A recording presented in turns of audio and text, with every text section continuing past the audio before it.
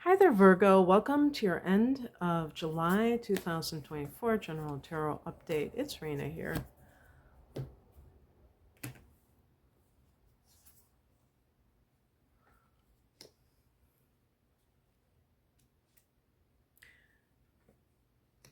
It's been funny how the first cards have been okay, this I'm trying to pick the one on top.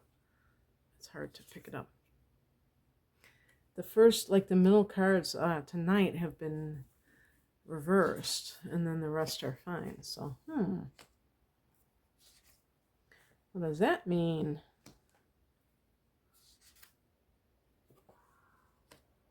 Okay.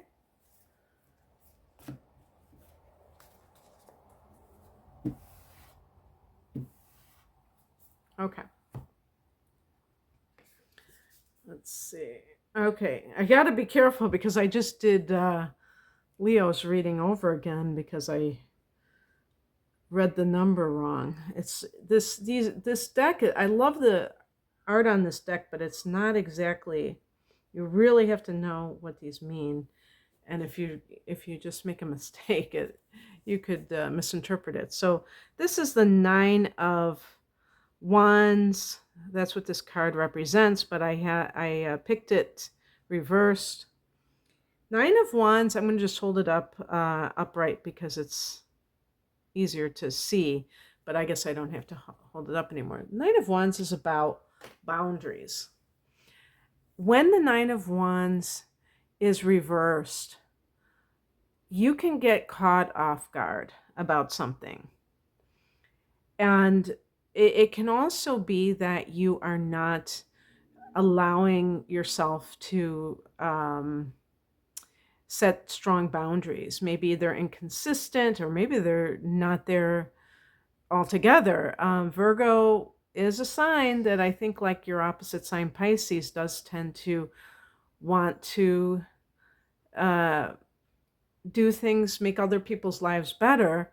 But in the process, if you happen to come across the wrong person who's an opportunist, you could find that nothing is ever good enough for them, and they're always trying to suck you dry. In the past position, we have the Ten of Pentacles. This is a card this is probably the first thing I'd say about this card is it's an inheritance card. Okay, family money, or, maybe like some kind of big money in some way. I'll just use the family money as an example. And let's say there is some kind of fight about it. And it doesn't even have to be an inheritance per se. It could be like power of attorney or something. I forgot what they call it, where they control the money. And I could see where one of the children, adult children, controls the money. And I could definitely see a Virgo person being assigned to be in charge of like an elderly parent or an ailing parent's money.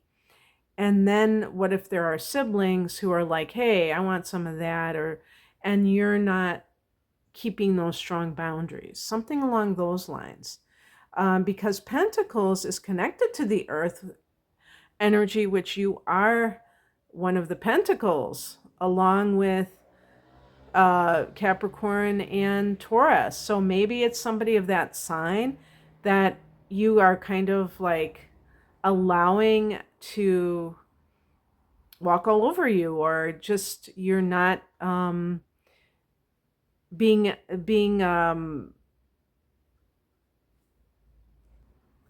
assertive enough.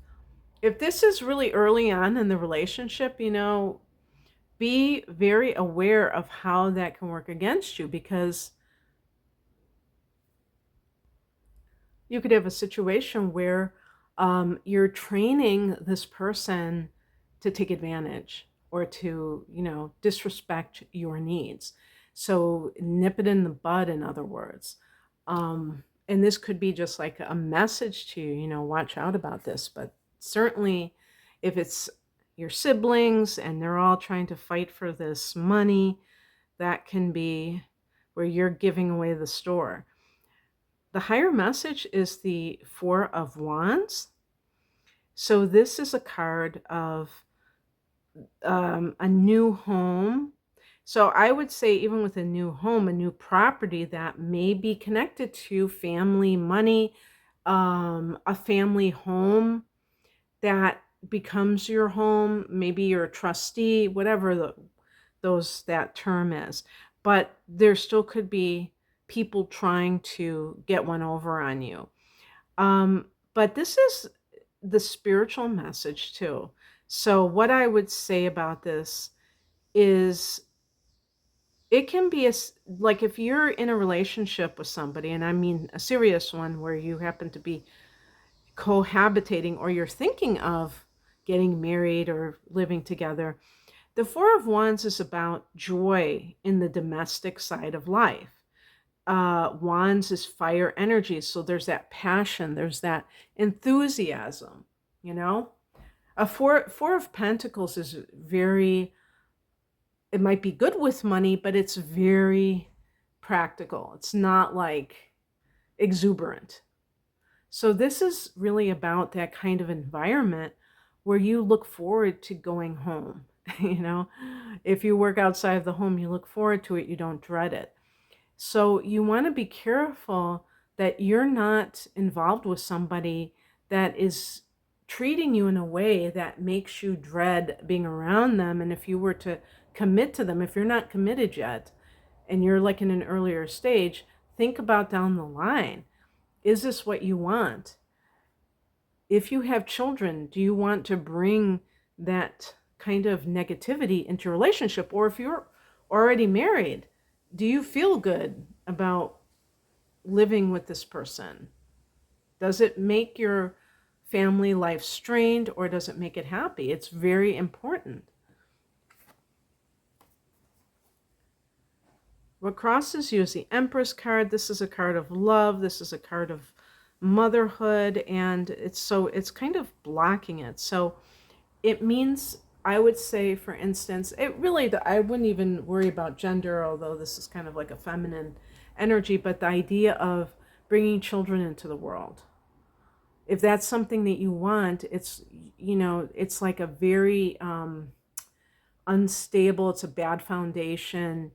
Um, you need to get your own head together, your own like self-esteem in order to like even think about down the line. But see, the problem is, you might be thinking, oh my God, I'm in my 30s or I'm 40, and you're not really thinking about how, like I said before, about like what's going to happen if you're with somebody, or you stay with someone and you dread going home. Like, what kind of environment is that going to be on a daily basis? And just love itself. Like, there's something that can be off kilter here. And if this is also a good money card. So if this has to do with like some money that you're expecting or that you're dealing with, um, there's something about it that is being blocked.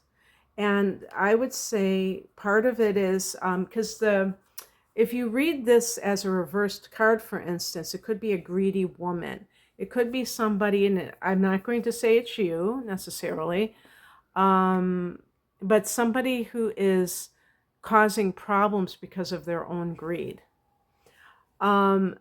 What's coming in is the Three of Pentacles. This actually bodes well for money. This can mean that you can forge alliances. And, this is a card of teamwork, so you can work well with others. This is in the upright position. This is good for attracting abundance in general, that particular card. And the outcome card is the Strength card. This is a card, I just noticed that the lion has a rose in his mouth. This is a card of, a lot of times you will see this as numbered 8. In this deck, it's numbered 11. And this is connected to Leo, probably self-explanatory. And guess what? 8. the eighth month, right? But this is the infinity symbol. Um, so I was talking about not having boundaries. So that was the first card I picked. And then the last card I got was the strength card. So that means that something that you go through makes you realize that you hold the key. It's easy to focus on other people's bad behavior, you know, because it is, sometimes other people are behaving badly. And it is like, oh my God, what are they doing? What are they doing to me? But then you start to correct yourself and you go, well, what am I doing? Maybe, I got my magic wand here, maybe I am not being assertive enough. And I'm kind of setting the tone.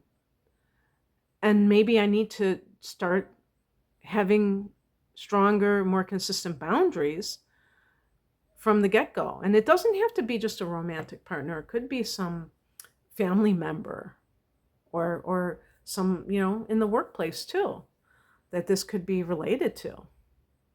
So just keep that in mind. And anyway, I hope you enjoyed this. If you would like a private reading, I'm primarily an astrologer. I have a package deal for astrology if you've ever wanted to have your natal chart analyzed. I think it's a really good deal. It's an hour of natal chart analysis with an hour of transits for the upcoming 12 months for a special price.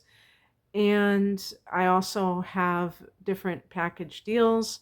That one that I just mentioned is called the Deep Dive. And I also have career readings, love readings, reading your child's natal chart. You can find out more information at the link below. Thanks for watching. Bye.